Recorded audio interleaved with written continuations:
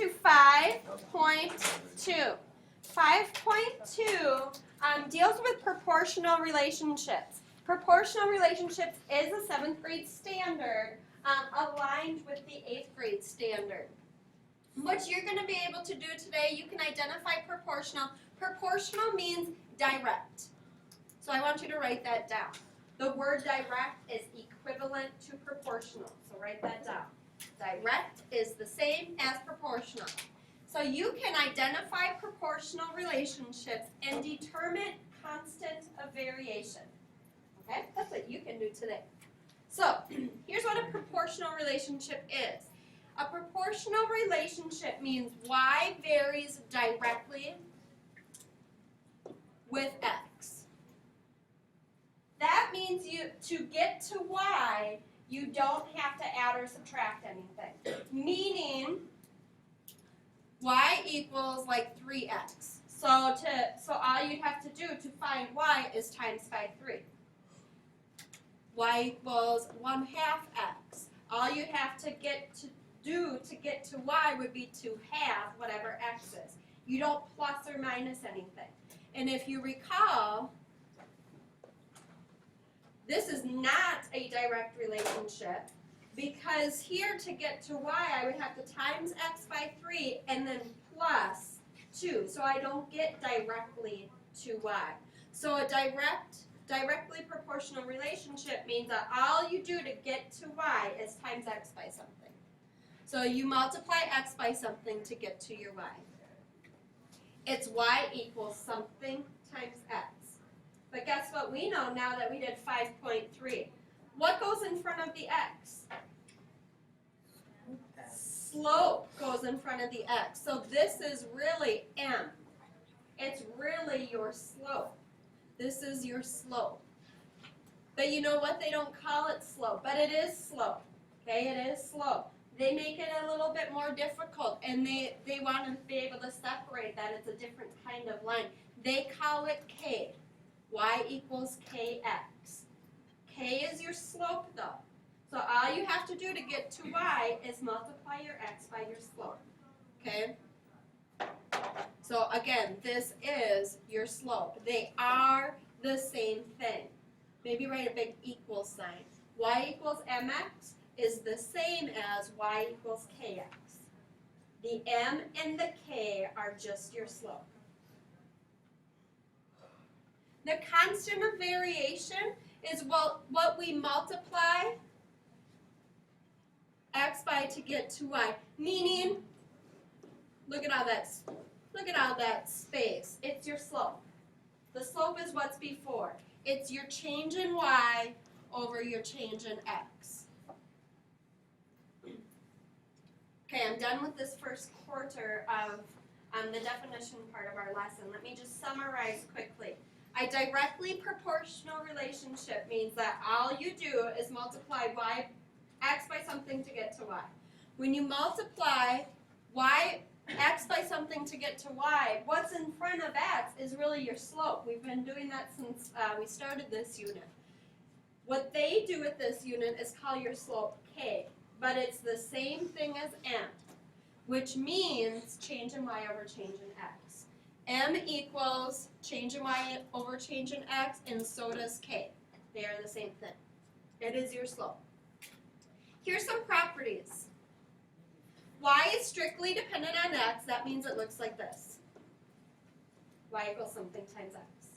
That means there's no plus or minus anything. You get directly to y by doing something to x. Another thing, there are only x and y's in the equation.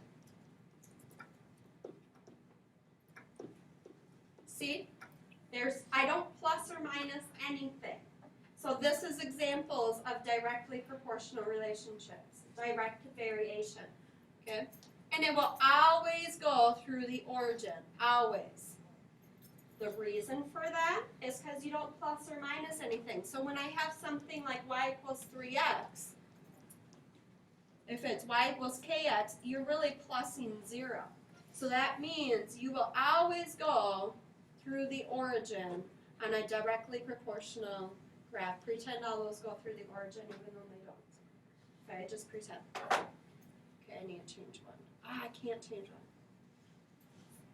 Okay. So, that's a lot. Let me summarize the properties now. Y strictly depends on x. That means all you have to do is multiply x by something to get to y. There are only x and y terms in the equation. That's because the y-intercept is 0, so it's always like a plus 0. And the last thing, it will always go through the origin. Okay? All right. Part of your learning target, you can identify directly proportional relationships. So, directly proportional means there's only x and y's. That looks really messy, but that's okay, you can understand. Direct variation means there's only x and y's. If there's more than x and y's, it's not direct. Okay? Okay, first example. 9x plus 3y equals -1. Direct or not direct? I have an x term, y term, and another term. Nope. Because your y-intercept always needs to be 0. And here my y-intercept wouldn't be 0. Okay, the next one. 6y equals 3x. Direct. Y, x, nothing else. Notice that I'm grouping the terms together. I mean, I know there's a 6. Okay, but the 6 isn't gonna, that doesn't matter. It's still part of the y. So they're still just y and x. 0 minus 7y equals 4x. Direct, because that 0 doesn't matter. 5x equals 6y. Direct, because there's just x and y. Direct. 3x minus 2y equals 4. X, y, something else. Nope. Remember, so all I'm looking for is just, all I want is x and y, because that tells me my y-intercept is 0. Y, -3x. That -3 shouldn't be there, so that is not direct. So that's part 1 of your learning target. I will give you an equation, and I will say, you tell me if this is a direct variation or not direct variation. And that means you're just looking for just x and y's by themselves. Don't let 0 fool you here. It just kind of disappears. All right, and your last learning objective today is translating into direct variation formula. You did this. This is why we like 5.3 better, because you have already done this. All this means is get y alone. That's all it means. Direct variation, notice it's the same as y equals mx. Same thing. Okay, we want to make sure y is on the left. See, because it's on the left. And then you want to make sure to move the x term to the right. And then there's going to be something by the y. You get rid of that something. You divide by whatever is in front of y. And your goal, then you're going to have y all by its lonesome. And then you get y equals kx. Again, same thing. And I think in your homework it's going to say identify the constant of variation. That means tell me what's in front of your x. Okay, first example. Is y on the left? Yes. Yep. So all I need to do is move that 2. How do you move that 2? Well, I divide. And I get y equals 3/2 x. That's direct variation. So it would go through the origin and then up 3/2. And then you want to know what? I might want you to write constant of variation. We should abbreviate, that's long. But your constant of variation is 3/2. It's your slope.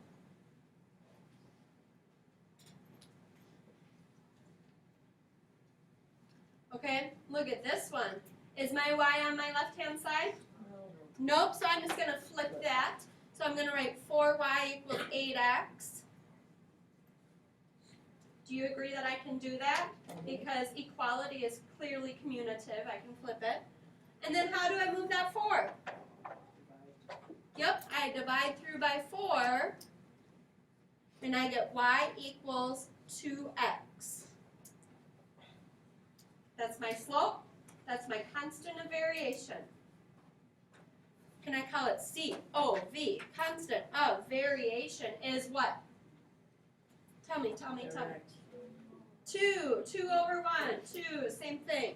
My constant of variation is what's in front of my x, which is 2. Hey, is this directly proportional or a direct variation? Yes, it is because 0 disappears, so it's still direct. So I'm going to get my x to the other side by minusing 5x. And then I have 2y equals negative 5x. And then I'm going to let my 0 just be in space. It's disappeared. Then I got to get rid of that 2 by dividing. And I get y equals negative 5 halves x. My constant of variation,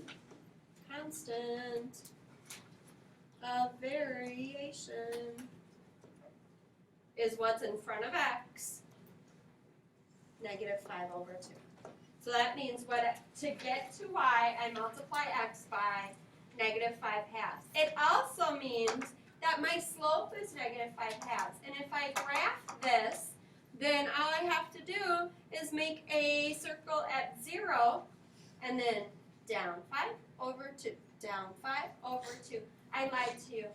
There's actually one more easy learning target that we forgot about.